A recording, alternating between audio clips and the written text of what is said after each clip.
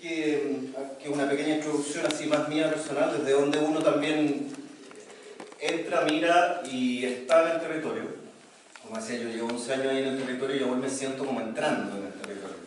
Le explicaba a alguien allá atrás como que me hubieran mandado a Turquía, y donde hay una religión, que no es y donde hay una cultura que no son mis parámetros culturales ni tampoco mis formas culturales entonces como que todavía siento que uno va entrando en algo que es distinto.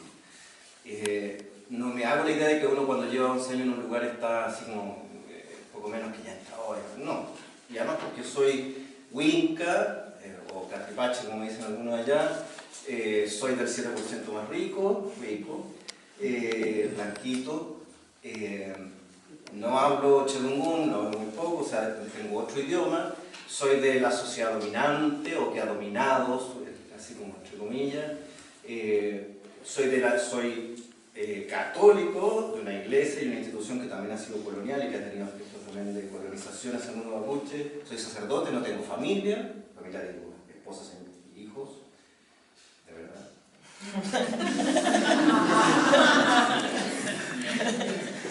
Es que el tío a veces pasan algunos capítulos. Entonces, como verán, soy muy extranjero en otra tierra, ¿no? Entonces, como sentirse extranjero en lo que a uno le dijeron que era la tierra de uno, ¿no? Entonces, yo hablo desde ahí, por eso digo que 11 años no es nada. En estos años, básicamente, y por eso también sale mucho lo del informe, han sido años para saber y aprender a escuchar. Y no digo, es como la frase típica, ¿no? Pero aprender a escuchar ha significado hacerse cargo de la historia de uno y la historia también de uno sacerdote y de uno chileno, ¿no? Lo cual no siempre ha sido fácil porque significa cargar con una historia llena de colonialismo, llena de imposiciones, llena de heridas, en donde uno estructuralmente, desde la fe sería el pecado estructural, uno ha participado. Aunque uno no ha sido directamente el participante, sino uno lo que quiere favorecer todo lo contrario, pero uno también carga con esa historia. Entonces, saber escuchar ha sido saber que en el fondo aprender a escuchar no los que opinan como uno, sino los que no opinan como uno, no todo lo contrario. Y eso no es fácil, no ha sido fácil, no es fácil y seguramente no lo va a seguir siendo. Pero con todos creo yo que es un ejercicio necesario para el que no es del territorio, para el que no es del pueblo mapuche, para el que es extranjero y de una institución en concreto, saber que eso es parte del que quiere solidarizar. Y ahí está la emoción y el sentimiento más profundo. En esa realidad siento yo que uno ha podido escuchar una realidad de exclusión, de discriminación, de guerra, no necesariamente desde el pueblo mapuche, por el despojo, por el colonialismo de todo clase, incluso religioso, y por la injusticia que yo creo que Dios no la quiere. Y es mi como convencimiento interno profundo, Dios no quiere eso. Esta escucha ha tenido también el proceso, que a veces es duro, de quedarse sin palabras, y que es necesario quedarse sin palabras. Por lo general, sobre todo nosotros los jesuitas, la iglesia, las instituciones del Estado, sin hacer tanto similitud con una y otra, pero más o menos parecido a eso, solemos estar llenos de palabras, llenos de respuestas y llenos de palabras, nos llenamos de palabras, ¿no? Y como que la sensación de que tenemos que tener la respuesta para todo. Y la verdad es que estando ahí, la sensación es que cada vez más me quedo más así, plop, digamos, porque quedo así como, no. Y uno sigue, y no es que esto yo lo tenga ni resuelto ni nada, es un proceso interno, cultural, que de alguna forma eso uno lo atraviesa para hablar y decir y compartir lo que uno ha visto y oído en el territorio. Porque ciertamente uno experimenta en uno, y también lo ven los otros, que hay corrientes o estructuras coloniales o neoliberales que nos atraviesan a todos, ¿no?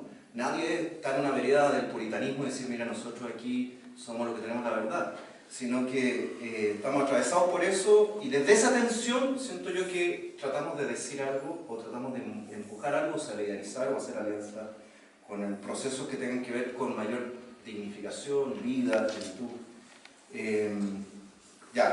Incluso Y por eso que nace esto, de alguna forma, este informe, porque la realidad que se vive en el territorio nos surgió por dentro de decir, mira, algo podemos aportar, ¿no? No es ni la palabra, ni la única palabra, ni la panacea, ni tampoco es lo absolutamente correcto, pero es una apuesta que nace desde lo que uno ve, desde lo que uno experimenta y de lo que con otros también vemos y experimentamos. Y también es una palabra crítica no solamente hacia afuera, también es una palabra que se nos devuelve a nosotros mismos. O sea, uno lee el Informeto y cualquier otro tipo de análisis de la realidad en el territorio, y es una palabra crítica también frente a uno mismo, frente a procesos de uno, procesos institucionales, que se nos devuelve de alguna forma, y hay que hacerse cargo de eso.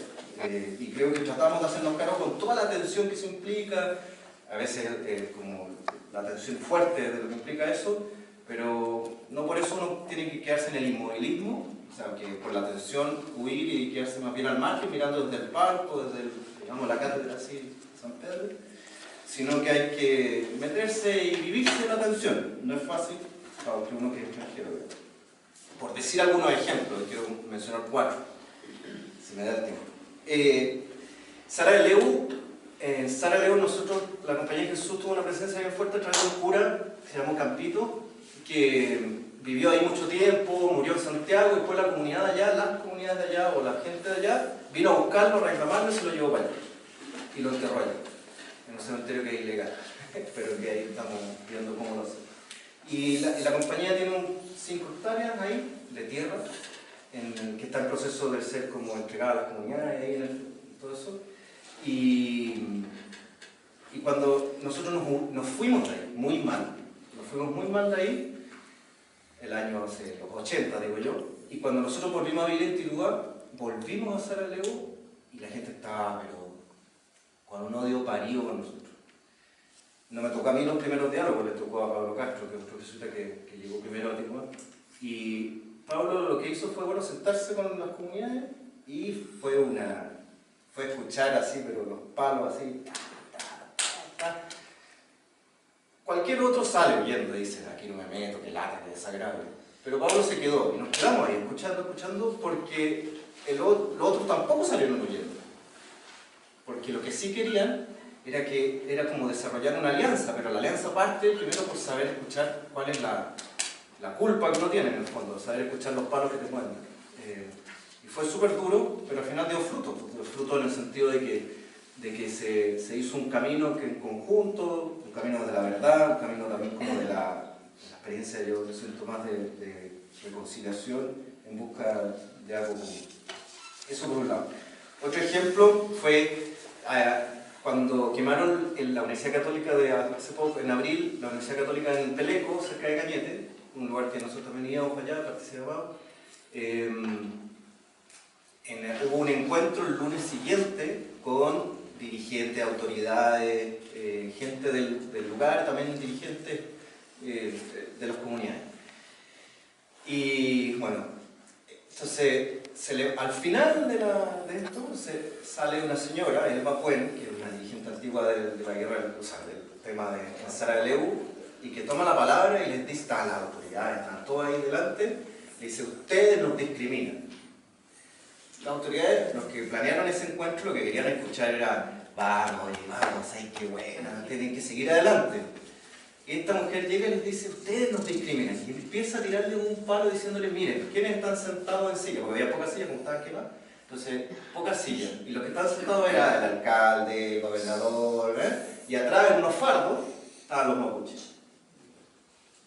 Entonces le empieza a dar. Y claro, el tema es que ella lo que quería era como hacerle ver. Pero la lógica después de recogiendo a algunos de esas autoridades era como, escucha, pero esta mujer, ¿por qué la invitan? Si no es entender nada, no es entender que para poder desarrollar un camino hay que escuchar el otro escuchar. Hay como 2 ejemplos así. Voy a hacer otro.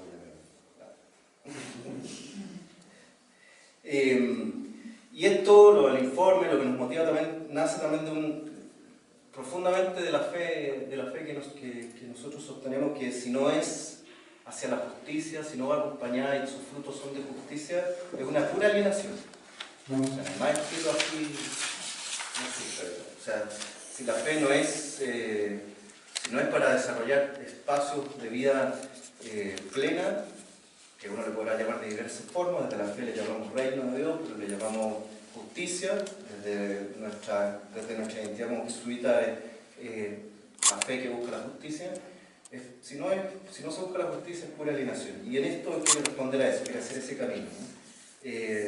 La fe de Jesucristo que murió para superar las estructuras injustas, y murió justamente por eso, que nos alienan, que nos oprimen, que nos hacen ser menos humanos. La dirección, por lo menos de la fe, creo yo profundamente que la dirección de la apuesta, suena así, va a sonar súper purita, después ya todos hacen una locura, pero como la apuesta de salvación no es divinizarnos, sino es humanizarnos. Esa es la dirección de Dios, es la humanización. Y si no buscamos espacios de mayor humanización, en el fondo lo que estamos haciendo es alienación y esquizofrenia terrible. Y lo que nos mueve es a decir lo que está ahí y tratar de como generar alguna palabra, alguna reflexión en la injusticia que nosotros sentimos que no es querida por Dios. Y esto a partir de lo que hemos dicho. ¿Qué injusticia? Primero, la injusticia de una pobre, ignorante e interesada visión sobre el conflicto de parte del mundo Winca.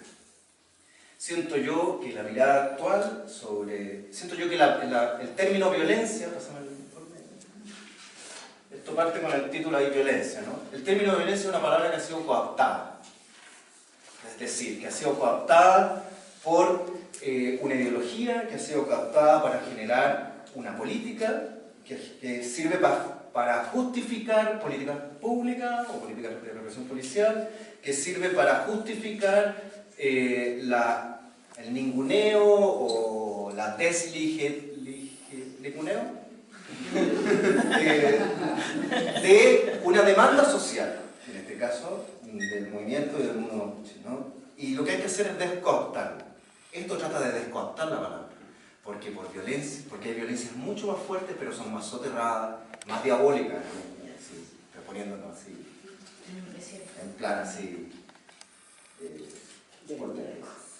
¿Y cómo? O sea, entonces esto no puede ser posible. Lo que miramos a nivel de los medios de comunicación, lo que mira la sociedad mayoritaria, o lo que mira la sociedad de Chile, que en el fondo es el Cabildo de Santiago, ahora ya es el Senado, digamos, pero seguimos siendo una sociedad dueños de fondo, donde todos tenemos fecha para pulpería y lo que se cocina en Santiago. Entonces, en el fondo, es la mirada de la punta del iceberg, es la superficie, que es conflicto, que es violencia, es verdad que hay violencia, pero en todos los movimientos sociales actuales en este país hay situaciones de tensión, situaciones de violencia, pero nadie pone la pregunta de por qué pasa lo que pasa. Cuando sucede la violencia de género, todo está en la pobre señora, perdón con la mujer, no quiero ningunear esto, pero quiero que me entiendan. A la mujer terrible que le sacaron los ojos, y se sacan leyes para castigar y penalizar más al que lo haga. Perfecto, me parece estupendo. Pero nadie dice por qué se produce eso en una sociedad machista, en una sociedad donde los sueldos son desiguales, en una sociedad donde en el fondo se genera un caldo cautivo para que sucedan esas cosas. Entonces nos quedamos en la superficie. Esto quiere tratar de tirar el plomo más abajo. Familias mapuche y también campesinos chilenos, pero sobre todo familias mapuche que excluidas de vivir según su propia identidad e historia. Un Peñi que no está en el movimiento, pero es dirigente de su comunidad. Y dice, puta, yo tuve que dejar de sembrar.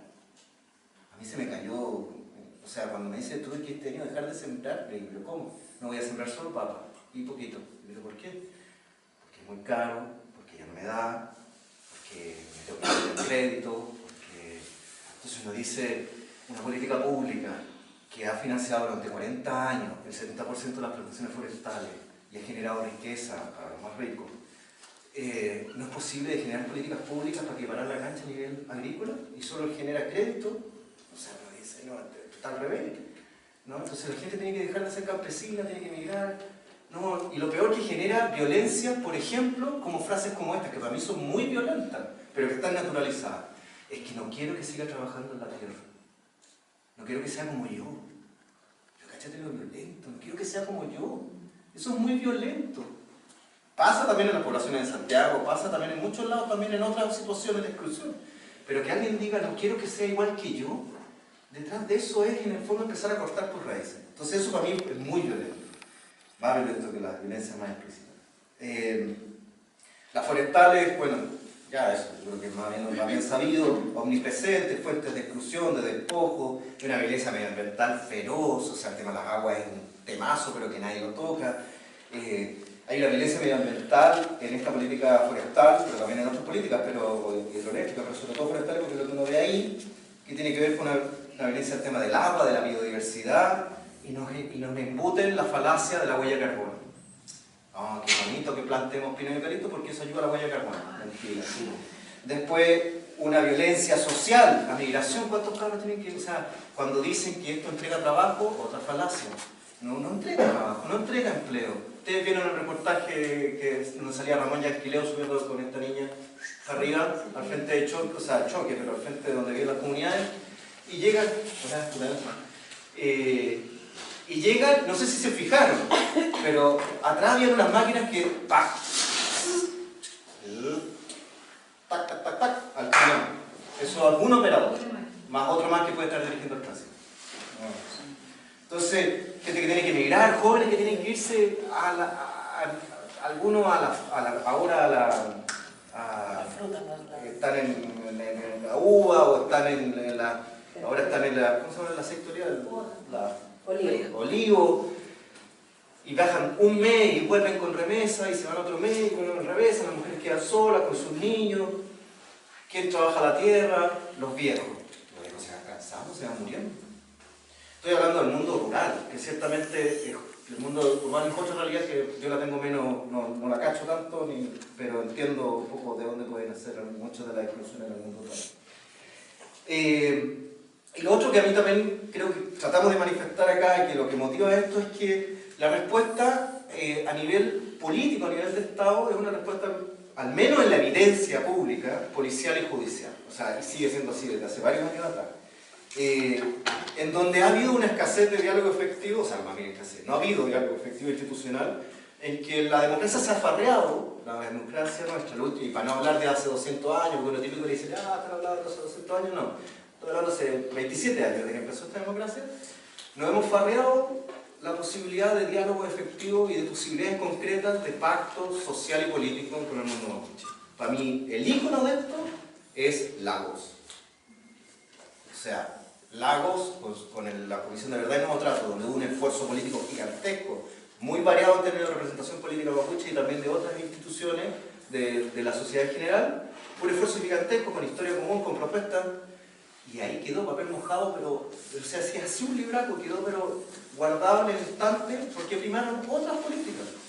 Entonces tú dices, eso ha generado que en este país no haya diálogo para resolver los conflictos sociales. Ejemplo de muestra, podemos mostrar otros conflictos sociales. En este país se ha instaurado como lenguaje para resolución de conflictos la violencia política, ¿no? De un lado y de otro, porque no ha habido lenguaje democrático real. O sea, este país es un país de acción-reacción. No hay política de Estado, no hay una visión de país, no hay una visión de pueblos, no la hay. Y como no la hay, cada gobierno reacciona.